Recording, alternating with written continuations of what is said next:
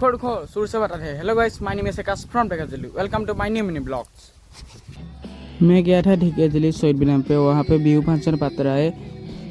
के मोहन और एक सिंगर को बुलाया था, लेकिन हमारा सबका प्यारा जुबिन गर्ग नहीं आया। जो जुबिन आप जैसे भी हो, जहाँ पर भी अच्छे से रहना और ये वीडियो पूरा देखना। अच्छा लगे तो लाइक कमेंट शेयर कर दीजिए।